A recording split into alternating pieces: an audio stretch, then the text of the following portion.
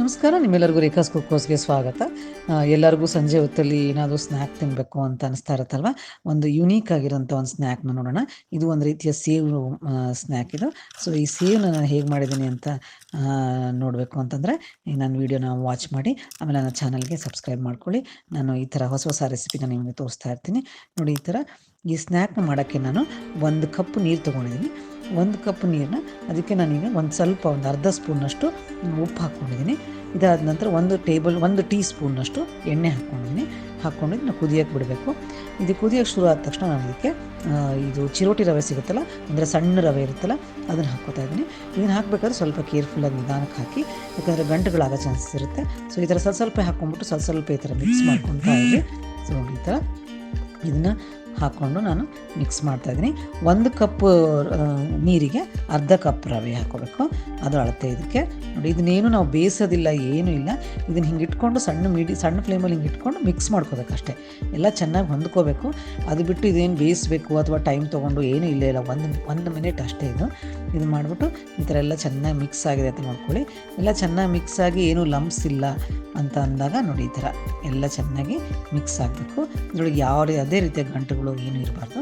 So ಅದಿಲ್ಲ ಅಂದ ತಕ್ಷಣ ನೀವೇನು ಮಾಡಬೇಕು, ಈಗ ಅದನ್ನು ಆಫ್ ಮಾಡ್ಕೋಬೇಕು. ಫಸ್ಟು ಸ್ವಿಚ್ ಆಫ್ ಮಾಡಿಕೊಂಡು ಅದಕ್ಕೆ ಇವಾಗ ನಾವು ಒಂದು 1/4 ಕಪ್ನಷ್ಟು ಅಕ್ಕಿ ಹಿಟ್ಟು ಹಾಕಬೇಕು ನೋಡಿ. 1 ಕಪ್ ನೀರಿಗೆ ಅರ್ಧ ಕಪ್ ರವೆ, 1/4 ಕಪ್ ಅಕ್ಕಿ ಹಿಟ್ಟು. ಸೊ ಅದು ಅಳತೆ.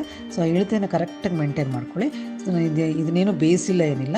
ಇದನ್ನು ನಾನು ಮಿಕ್ಸ್ ಮಾಡ್ಕೊತಿದ್ದೀನಿ. ಸ್ವಲ್ಪ ಬಿಸಿ ಇದೆ ಅಲ್ಲ ಇದು, ಅದಕ್ಕೆ ನಾನು ಚಮಚದಿಂದ ಮಿಕ್ಸ್ ಮಾಡ್ತಾಯಿದ್ದೀನಿ. ಸೊ ಇದು ಸ್ವಲ್ಪ ಆರ್ತು ಅಂದರೆ ನಾನು ಕೈಯಿಂದ ಮಿಕ್ಸ್ ಮಾಡಿ ಕಣಕನ ರೆಡಿ ಮಾಡ್ಕೊಬೋದು.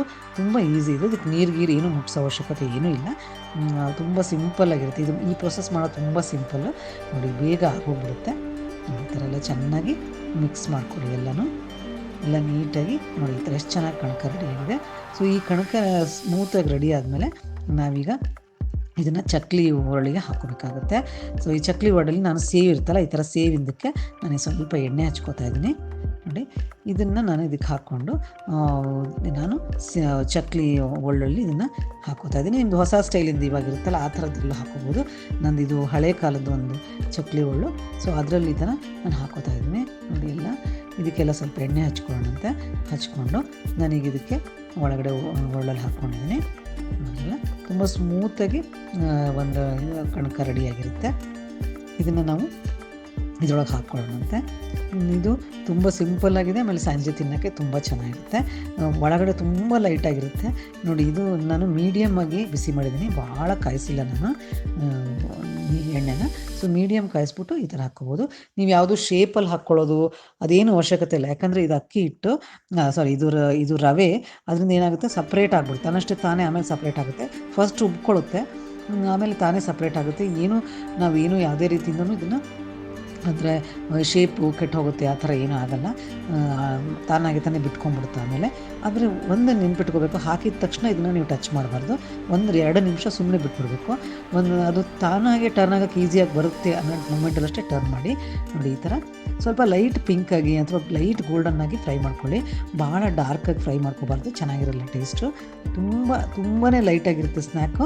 ಆಮೇಲೆ ಕೈಯಿಂದ ಮುಟ್ಟಿದರೆ ಹಿಂಗೆ ನೀಟಾಗಿ, ಇಷ್ಟು ಲೈಟಾಗಿರುತ್ತೆ ಅಂದರೆ ನೀಟಾಗಿ ಮುರಿದು ಹೋಗುತ್ತೆ. ಸಂಜೆ ಹೊತ್ತಲ್ಲಿ ತಿನ್ನೋಕ್ಕೆ ತುಂಬ ಟೇಸ್ಟಿಯಾಗಿರುತ್ತೆ. ನೋಡಿದ್ರಲ್ಲ, ಈ ಥರ ರೆಡಿ ಮಾಡ್ಕೊಳ್ಳಿ. ಸೊ ಇದೇ ಥರ ನಿಮ್ಗೆ ಎಷ್ಟು ಉಳಿದಿದೆಯಲ್ಲ, ಹಿಟ್ಟೆಲ್ಲ ಉಳಿದಿಲ್ಲ, ಅದರಲ್ಲಿ ನೀವು ಇದನ್ನು ಪ್ರಿಪೇರ್ ಮಾಡ್ಕೊಳ್ಳಿ. ಫಾಸ್ಟಾಗಿ ಬೇಗ ಆಗೋಂಥ ಸ್ನ್ಯಾಕ್ ಇದು. ನೀವು ಮ್ಯಾಕ್ಸಿಮಮ್ ಅಂದರೆ ಒಂದು 15 ನಿಮಿಷದಲ್ಲಿ ಮುಗಿಸ್ಬಿಡ್ಬೋದು ಇದನ್ನು. ಸೊ ನೋಡಿ, ಈ ಥರ ಇದು ರೆಡಿ ಆಗುತ್ತೆ. ಸೊ ಈಗ ನಾನು ಏನು ಮಾಡ್ತಾಯಿದ್ದೀನಿ ಅಂತಂದರೆ, ಇದನ್ನು ಸೇವ್ ಅನ್ನೋ ರೀತಿಯಲ್ಲಿ ನಾನು ಯೂಸ್ ಮಾಡ್ತಿರೋದ್ರಿಂದ ನಾನು ಇದಕ್ಕೆ ಕರಿಬೇವನ್ನ ಸ್ವಲ್ಪ ಈ ಥರ ಫ್ಲ್ಯಾಶ್ ಫ್ರೈ ಮಾಡ್ಕೊತಾ ಇದ್ದೀನಿ. ಡೈರೆಕ್ಟಾಗಿ ಅದರಲ್ಲಿ ಹಾಕ್ಬಿಟ್ಟು ಫ್ರೈ ಮಾಡ್ಕೊತಾ ಇದ್ದೀನಿ. ಇದೇ ಥರ ನಾವು ಶೇಂಗಾ ಅಥವಾ ಕಡಲೆ ಬೀಜ ಅಂತಂತಾರಲ್ಲ, ಸೊ ಅದನ್ನು ಕೂಡ ಈ ಥರ ಚೆನ್ನಾಗಿ ಫ್ರೈ ಮಾಡ್ಕೊಳ್ಳಿ. ಇವಾಗ ಇದನ್ನು ನಾನು ತೆಗೆದಿಟ್ಕೋತಾ ಇದ್ದೀನಿ. ಇದ್ರ ಜೊತೆಗೆ ನಾನು ಒಣಕೊಬ್ಬರಿ ತುಂಬ ಟೇಸ್ಟಿಯಾಗಿರುತ್ತೆ. ಈ ಒಣಕೊಬ್ಬರಿನ ಉದ್ದುದ್ದಕ್ಕೆ ಹೆಚ್ಕೊಂಡಿದ್ದೀನಿ. ಅದನ್ನು ಕೂಡ ಈ ಥರ ನಾನು ಫ್ರೈ ಮಾಡ್ಕೊತೀನಿ. ಸ್ವಲ್ಪ ಲೈಟ್ ಗೋಲ್ಡನ್ ಬರೋ ತನಕ ಫ್ರೈ ಮಾಡ್ಕೊಳ್ಳಿ. ಭಾಳ ಕಪ್ಪಗಾಗ್ಬಿಟ್ರೆ ಕರ್ಗಾದರೆ ಸುಟ್ಟಿದ್ದು ವಾಸನೆ ಬರುತ್ತೆ. ಅದರಿಂದ ನೋಡಿ, ಈ ಥರ ಫ್ರೈ ಮಾಡ್ಕೊಂಡು ರೆಡಿ ಮಾಡ್ಕೊಳ್ಳಿ.